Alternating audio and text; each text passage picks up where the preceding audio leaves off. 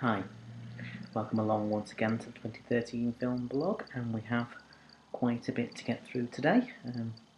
Since I last updated here, there have been 4 new films we've been to see, so we're going to try and get through today reviews of Wadjda, The World's End, Blackfish, and Francis Ha as well. So, first things first, we're going to look at Wadjda, which is bit of a remarkable film in a number of ways. It's the first film ever set entirely in Saudi Arabia. It's also the first film ever directed by a Saudi Arabian woman, which is quite remarkable really in many ways given that country's basis. And it's not really what you'd expect either. You sort of think, if it's the first film ever directed by a woman from Saudi Arabia, you'd sort of expect it to be a screed indicting the treatment of women in that culture. But it really isn't that at all. It does have certain elements of that, but it doesn't. Whether it meant to be portrayed as a kind of parable, I don't know. But it wasn't what I was expecting it to be. It tells the story of a young girl, Wadjda, who is going to school along with her young friend Abdullah.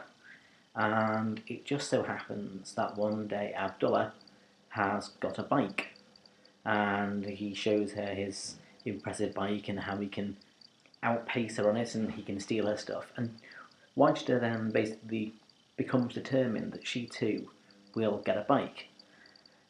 The problem is that she mentions this to her mother, who is absolutely horrified at the idea, because in Saudi Arabia women do not ride bikes. It's just not the done thing.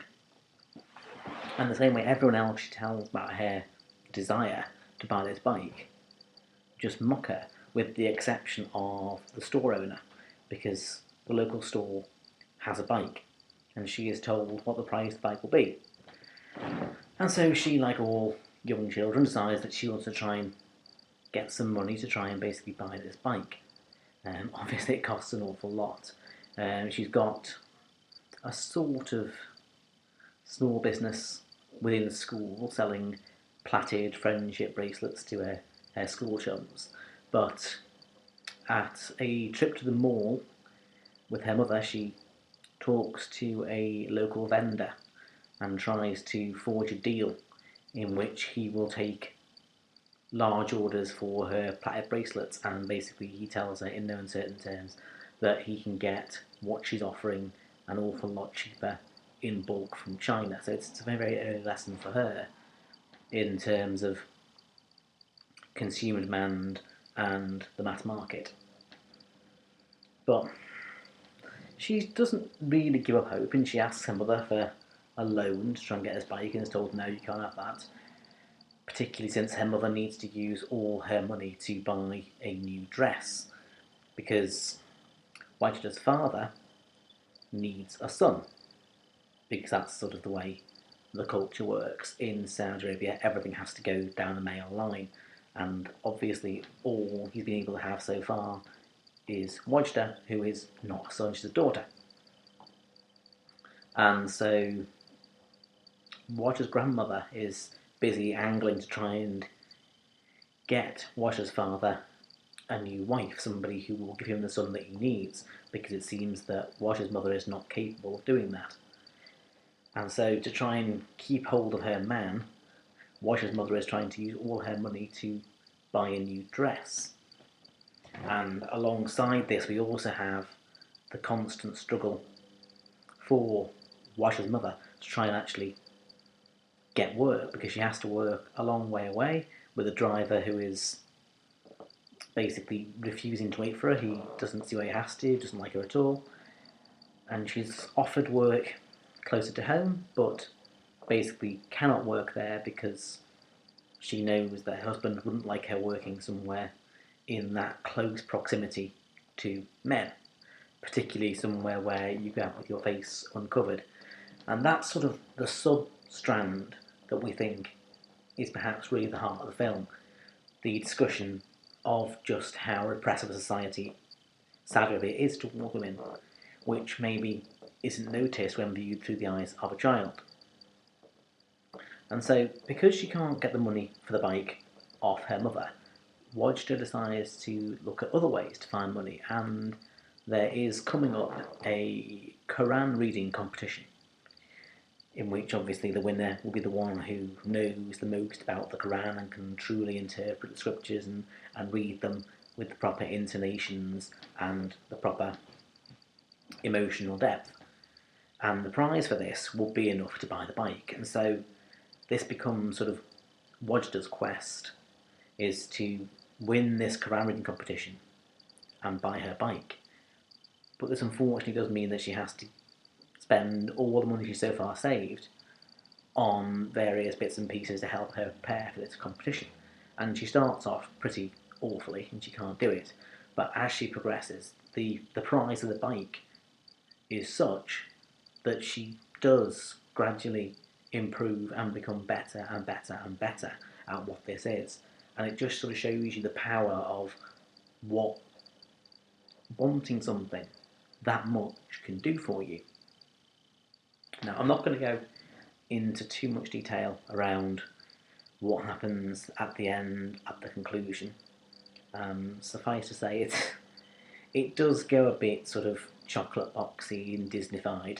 It's perhaps not the ending that we expect, because the film itself, I think we thought of, given that it is such a landmark piece, I think we expect something more than what the actual ending gives us, which, as I say, is, for me, it's just too neat, it's too well tied up. Thematically, it's very, very interesting. It shared, for me, an awful lot of similarities with things like The Bicycle Thieves or The Kid with a Bike. They've all got this same sort of centralised theme, that for children, a bike is something that symbolises the world beyond, the freedom, the chance to go where you want to. And the bike beyond, certainly as far as Wadjda is concerned, it becomes more symbolic than that. It's all to do with ultimately throwing off the shackles of what women within this culture are and aren't supposed to do. I mean, there are some... It's broken up occasionally by some very, very humorous comedy scenes, particularly at one point when Abdullah comes round, because there's an election on, and he wants to hang some lights from Wajda's roof. And in return for letting him hang the lights, Wadjda asks that she be allowed to practice on his bike, which they eventually agree to. And at one point she falls off the bike and cuts her knee just as her mother is coming up the stairs. And she falls and she cries out that she's bleeding. And the mother gloriously takes this as an interpretation to be doing something other than riding a bike, and just sort of comes in screaming, oh my god, is it your virginity? It's a really, really funny scene. And it's peppered without that kind of thing. Certainly the Quran reading competition itself, when it reaches its denouement, is remarkably funny, and at the same time as being a bit tragic, it is an exceptionally funny way to round it off. And I think certainly that competition improves.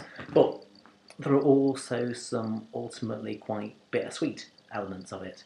I mean, one of the most painful scenes is when Wadjda comes home and she finds on the living room wall her father has made a copy of his family tree, and literally it just shows the males. There's no females anywhere on the tree, and Wadjda writes her name on a bit of paper and she staples it onto the tree, but of her father.